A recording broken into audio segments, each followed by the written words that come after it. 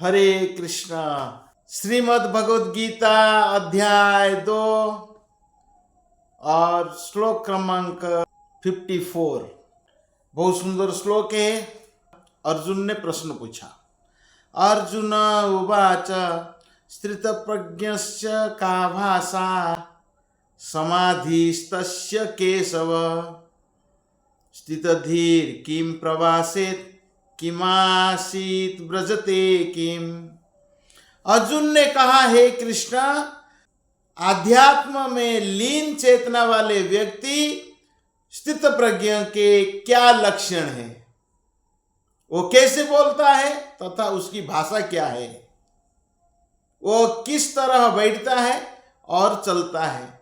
जो कृष्ण भावना भावित व्यक्ति है उसका क्या लक्षण होता है, जो स्पिरिचुअली एडवांस है, जो भक्ति में स्थिर है, आध्यात्म वाला व्यक्ति है, उसका क्या लक्षण है। तो जैसा एक धनी व्यक्ति को अगर पहचानना है तो उसका कुछ लक्षण होता है। हम जानते हैं धनवान व्यक्ति है ये। रोगी व्यक्ति को अगर पहचानना है, कुछ रोग का लक्षण होता है तो हम समझ जाते हैं कि ये रोगी व्यक्ति है। और एक विद्वान व्यक्ति को अगर पहचानना है तो उसका विद्या से हम पहचान लेते हैं, उसका ज्ञान से हम समझ जाते हैं ये विद्वान व्यक्ति है।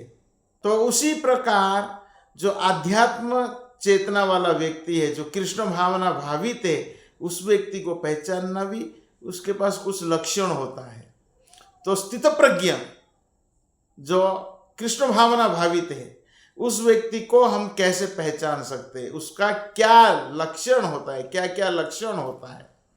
कोई मूर्ख व्यक्ति शरीर को सजाकर बढ़िया कपड़ा पहनकर आ जाए तो उसको पंडित माना नहीं जाता है या विद्वान व्यक्ति माना नहीं जाता है।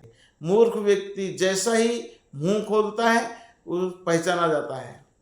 और वो कैसा बोलता है, उसकी भाषा क्या है, क्या बोलता है, हिंदी बोलता है, इंग्लिश बोलता है, कौन सा भाषा बोलता है, किन शब्दों से वो अपने आप को व्यक्त करता है, और कैसे बैठता है मतलब वो अपने इंद्रियों के साथ क्या व्यवहार करता है, कैसे डील करता है, और कैसे चलता है। चलना मतलब what is his way of life, वो जीवन कैसे जीता है। अर्जुन ने प्रश्न पूछा और भगवान ने उत्तर देते हैं। जहाति यदा कामान सर्वान पार्थो मनोगतान आत्मनि एव आत्मना तुष्ट स्थित प्रज्ञस्तदोच्यते। श्री भगवान ने कहा, हे पार्थ, जब मनुष्य मनोधर्म से उत्पन्न होने वाली इंद्रिय तृप्ति की समस्त कामनाओं का परित्याग कर देता है और जब इस तरह से विशुद्ध हुआ उसका मन आत्मा में संतोष प्राप्त करता है, विशुद्ध दिव्य चेतना को प्राप्त कहा जाता है, स्थित प्रज्ञ कहा जाता है। तो भगवान उत्तर देते हुए कहते हैं, प्रजहाति यदा कामन, जो समस्त प्रकार के मनोधर्म से मन में इंद्रिय तृप्ति की इच्छा, भोग करने की इच्छा, दूषित इच्छा, सर्वान पार्थो मनोगतान, सब समय त्याग देता है। तो भगवान श्री कृष्ण अर्जुन को कहते हैं कि तुम्हारे मन में जो इच्छा आया है न लड़ने की, हे अर्जुन, तुम लड़ना नहीं चाहते हो, लेकिन भगवान कहते हैं ये इंद्रिय तृप्ति की इच्छा है, हे अर्जुन, तुम इसके बदले में भीष्म को मार दो, मतलब लड़ो। तुम क्षत्रिय हो, तुम्हारा धर्म होता है युद्ध करना, तुम युद्ध करो।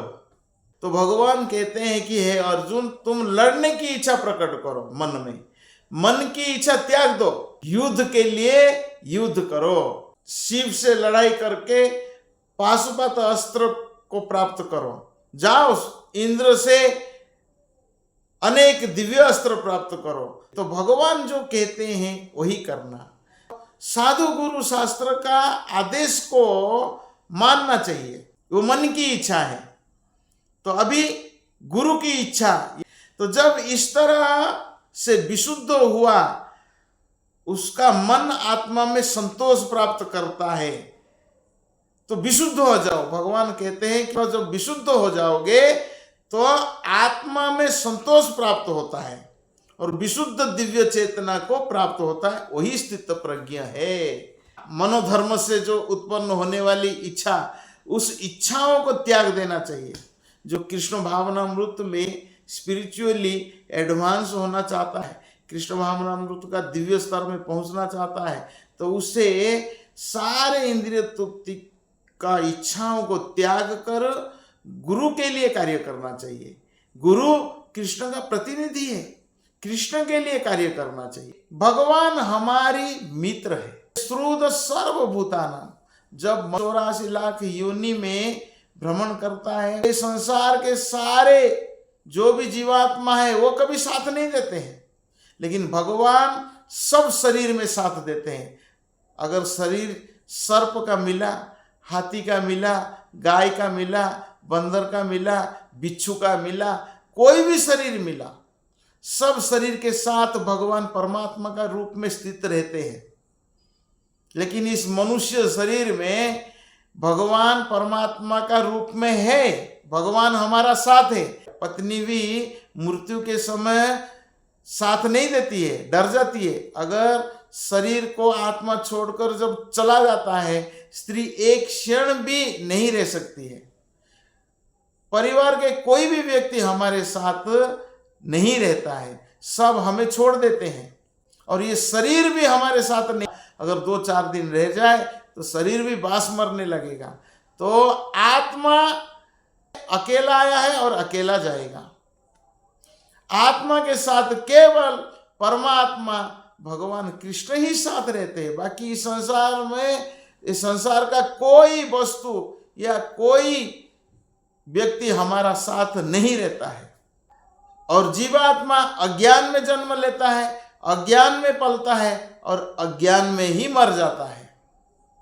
तो जब साधु गुरु शास्त्र का ज्ञान होता है तो हम गुरु मुख पद्म वाक्य, जब गुरु का आदेश को पालन करते हैं तो हमारा उसी में भलाई होता है।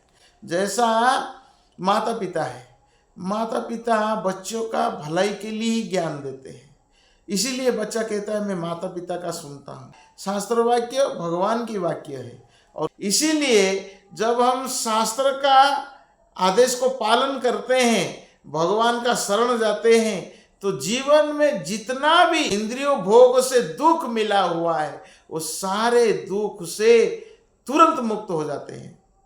इसलिए भगवान का शरण जाने से, भगवान का नाम हरि है जो हमारी दुख को हरण कर लेते हैं। यह है पहला प्रश्न का उत्तर। जो स्थित प्रज्ञ है उसका लक्षण क्या है, जो आध्यात्म चेतना वाला व्यक्ति का लक्षण क्या है, ये पहला प्रश्न का उत्तर है। हरे कृष्ण।